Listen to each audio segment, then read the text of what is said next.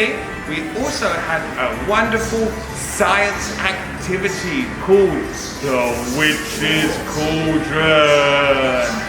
Let's hear from Teacher David what we did. Okay, in the Witch's Cauldron, we made a magic potion. But first, we allowed all the students to use our sorting cap to put them into the different houses of Harry Potter.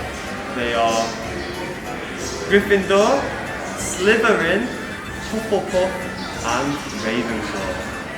Once all the students were in their house, we started to do our magic potion.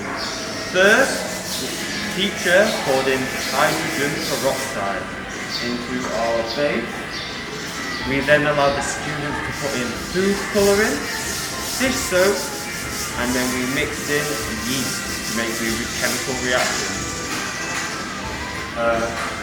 Thank you, and I'll pass you back to Teacher Jimmy. Once again, the children very much enjoyed their science activity and enjoyed seeing the bubbling potion.